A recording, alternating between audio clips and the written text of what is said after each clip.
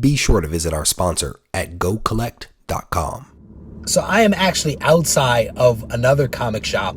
This is a shop that I actually had a pull list with for a period of time, but actually got rid of the pull list when we relocated to a new house. This place is a little further away from the house because of traffic. It's not the easiest place to get to. I haven't even been here probably in 7 months, but I'm going to head inside, see if we can find some good stuff. They actually have some decent back inventory books, so we're going to take a look through some bins. Maybe we'll find something good. They also have surprisingly variants that will sit on the shelf for an extended period of time in one corner of the shop, so we're going to take a look to see if we can find something there. And then I know for a fact that they also have a bunch of Spawn and Image books off to the side in another corner, so we'll take a look and see if we can find some good stuff.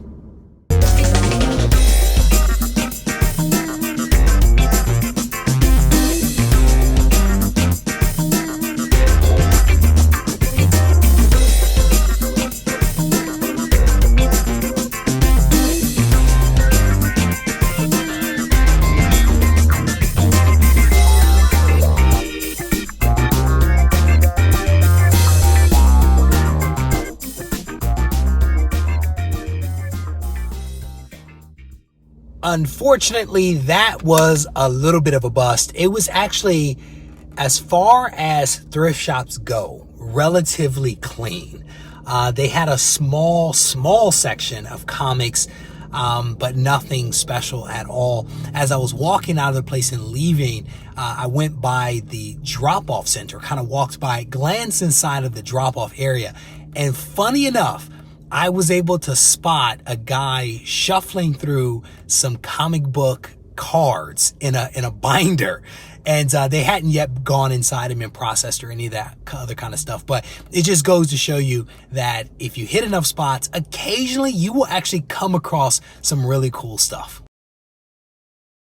One thing about hunting comics in the wild is that sometimes you score really big, and sometimes you go home empty-handed. Other days, you get a little something. But regardless of what happened, at least in my mind, I'm always having fun if I'm on the hunt, because it's the excitement of not knowing what you're going to find. To go to places maybe that you haven't gone before, to go to places where you know they have a lot of turnover and you don't know what you're going to find.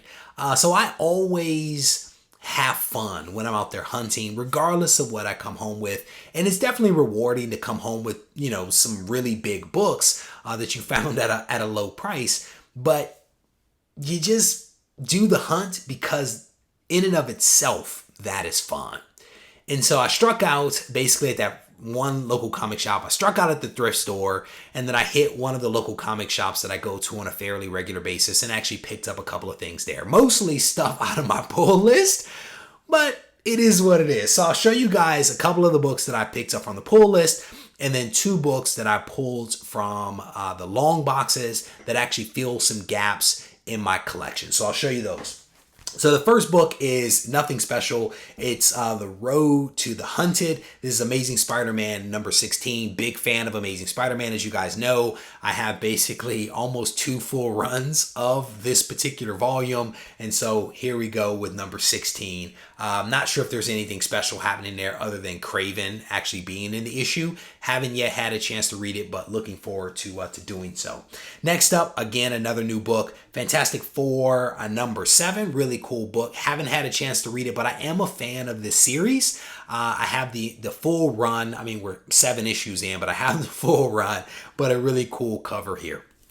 Next up, again, another book from the pull list. It is Venom number 11. Again, another really cool series that I've been collecting from the very beginning. Looking forward to reading this. This Venom series has been really good. So those are the 3 modern books that were basically on my pull list that I got from this local comic shop. And now I want to show you the 2 books that I picked up that actually fill some gaps in the run. Specifically, my run of Amazing Spider-Man. Shocker, spoiler alert, yes, I know. But the first book is Amazing Spider-Man 191. I'm not even sure if there's anything special about this book. It is, however, a really clean copy of Amazing Spider-Man 191. It's also a newsstand. This is a really, really clean copy. I was going through the long boxes, spotted this book, knew that I had a gap in my run for this book, and went ahead and snagged it. And the next book that I also had a need for was Amazing Spider-Man 254. I actually spotted this book down in Arizona recently and actually passed on this book. Their copy was a little lower grade. It had some dings and dents in it, some spine ticks. It's not a significant book, and so I kind of passed on that one, knowing that I would be able to find it elsewhere. Lo and behold, I was able to get it from one of my local comic shops right up the street from me. Really cool copy featuring the black costume, so you can't go wrong there. So again, today was one of those days where, or not today, but the other day was one of those days where I was out there hunting, looking for books, going to places that I hadn't been in a while, going to places I had never been before.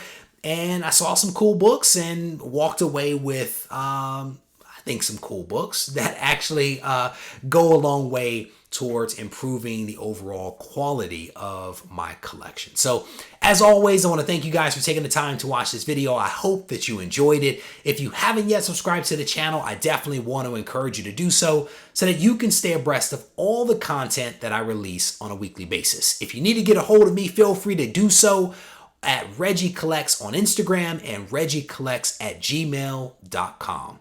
Thanks for watching. Be sure to visit BCW Supplies to learn about their 950 plus products for collectors. Products include card sleeves, display cases, comic bags, storage boxes, and gaming folders, just to name a few items. Head over to bcwsupplies.com today for more information.